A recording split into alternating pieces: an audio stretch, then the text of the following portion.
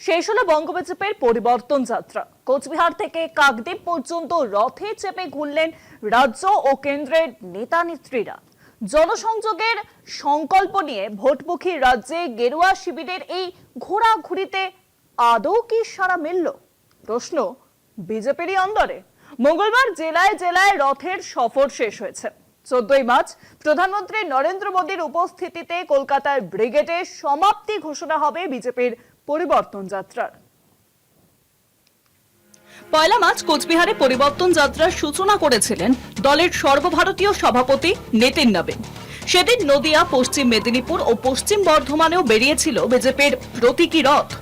2 March দক্ষিণ 24 পরগনার পরিবর্তন যাত্রায় হাজির ছিলেন খোদ কেন্দ্রীয় স্বরাষ্ট্রমন্ত্রী অমিত শাহ। ছাড়াও সেদিন উত্তর দিনাজপুর, হাওড়া, বীরভূম ও উত্তর 24 পরগনার রথযাত্রায় হাজির ছিলেন একাধিক কেন্দ্রীয় মন্ত্রী।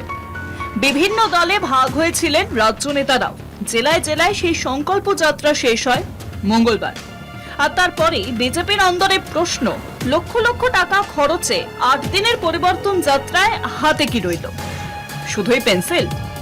যে জনসংযোগের সংকল্প নিয়ে রাজ্যে ঘুরল বঙ্গ বিজেপি, তাতে কি সত্যি তেমন সাড়া মিলল? এমনকি পরিবর্তন যাত্রার ফসল কি ভোটের বাক্সে টেনে নিয়ে যেতে পারবে গেরুয়া শিবির? কলকাতা বাদ দিয়ে 9 জেলায় ঘোরাঘুরিতে কোনো সময় তেমন ভিড় জমতে দেখা যায়নি এলাকা ভিত্তিক সভায়। কৌতূহলী জনতা অবশ্যই ছিল, কিন্তু তারা কি সবাই গেরুয়ার সমর্থক?